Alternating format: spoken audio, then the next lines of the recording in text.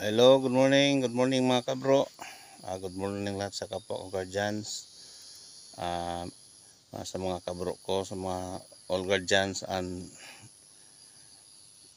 yung mga nagkalaing-laing lugar sa bansa natin. Good morning sa inyong lahat. Hindi lang sa Pilipinas, sa buong mundo kasi buong mundo na tayo. Ngayon, ang masasabi ko lang, kung sino man yung namumuno sa sa guardians ngayon, sana bro, pagpatuloy nyo lang yung grupo natin para hindi masayang yung sinimula ng organisasyon ng uncle ko na si Liborio Abraham Hangaw Jr. Dati doon to siya nagsimula. PC pa dati siya. Doon siya nagsimula sa Cotabato City. Doon niya sinimulan yung El Diablo pa dati. Saka na ginawang guardian nung may conflict konti. Pinalitan ng guardians hanggang umabot na sa iba't ibang lugar at saka marami na tayong function ngayon. Sana bro, kung sino man yung namumuno ngayon, pagpatuloy nyo yan para tuloy-tuloy pa tayo. Hindi lang tayo sa buong Pilipinas, sa buong mundo na tayo, mga kabro. Ngayon dito tayo ngayon sa yung Barangay Balintad. Itong daanan na ito yung kalsada mag-connect doon sa pupunta doon sa area natin. Yung kita niyo doon sa unahan may open cut Yung doon sa unahan, yon ang kalsada na pupunta doon sa area natin, sa plantation natin ng abaka. Yung hindi nakakaalam ng abaka, yung mga kabro, yung gusto magtanim na kayo kasi di man ang abaka ngayon. Kasi short pa nga tayo ngayon sa supply ng abaka kasi iba-ibang nasod, walang nasod na hindi kumukuha ng abaka. Maniwala kayo sa akin kahit i-search niyo sa using abaka fiber. Doon niyo makikita yung kung ilan ang produkto na hinahaluan ng abaka, yung fiber. Number 1 talaga yung pira ang pinakamalaking nangailangan na gagamit ng abaka kasi yung pira halos 50% niyan yan fiber yan, galing sa abaka yan. Yung mga pampers, yung sigarilyo, cigarettes, whisper, yung sa sasakyan, walang company ng sasakyan na hindi gumagamit ng abaka. Kasi yung abaka, yung nasa loob ng sasakyan, yung mga dashboard, yung mga ceiling, di pa sa lahat ng dito sa loob ng sasakyan, may halong fiber yan, abaka yan.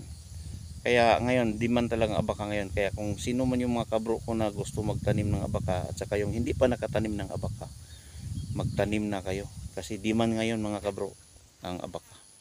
Di man talaga, maniwala kayo, di man talaga yung abaka ngayon. Huwag kayo mag-alala ng seedling kasi may nursery tayo. Nag-nursery tayo, makikita niyo yan sa post ko, makita niyo yung nursery ko.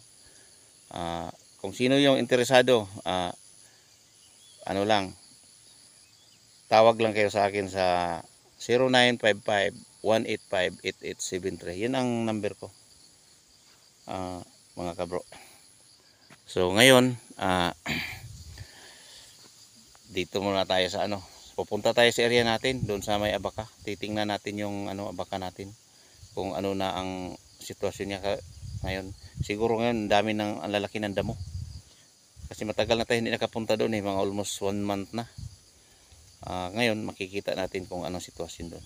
Baka sa sunod na linggo maglinis na naman tayo sa sa abaka. Ah, yung hindi nakaalam ng abaka, ang abaka, isang bisis ka lang magtanim. Alagaan mo lang ng alagaan. Aabot na yan ng ano, abot na yan ng 30 years, 40 years. Basta alagaan mo lang pag may sakit, gamutin mo kaagad para hindi magtakod sa mga katabi niya. Pag may sakit, titingnan ko kung anong klase ng sakit yan. Kasi yung sakit ng abaka, parang saging din yun. Mayroong may panama, mayroong muko, mayroon ding bansitap. Madali lang yun kasi may gamot na tayo ngayon eh.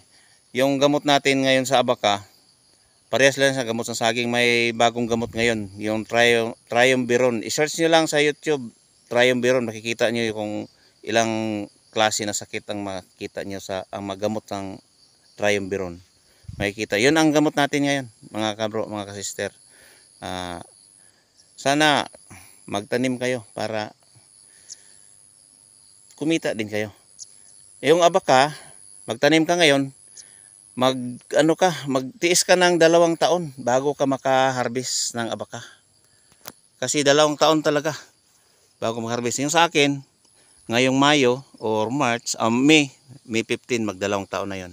So pwede na tayo doon simula mag-harvest. Saka pa tayo makakapira. Ngayon, wala tayong wala tayong pira kasi pag may pira tayo, nandoon na sa doon kaagad sa abaka natin, budget ng abaka. Doon kaagad na punta.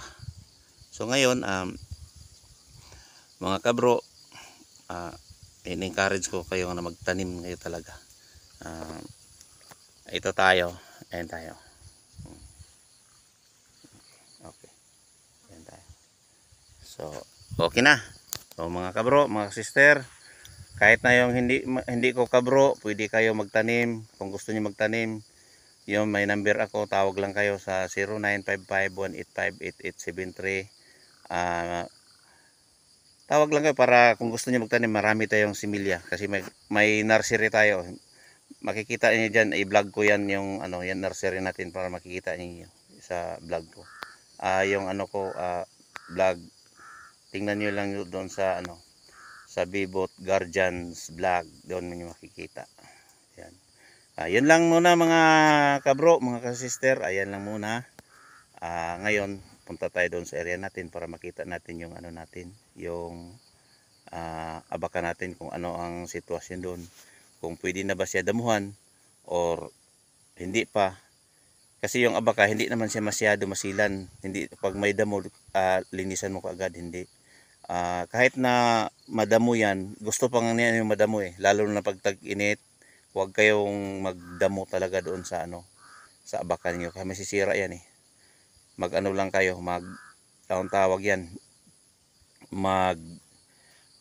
Pag tag-init, huwag niyo galawin. Saka na pag mag-ulan na, saka pa niyo galawin yan. Kasi masisira yan. Yan lang muna mga kasister, mga kabro. Hanggang dito lang muna tayo. Bye bye.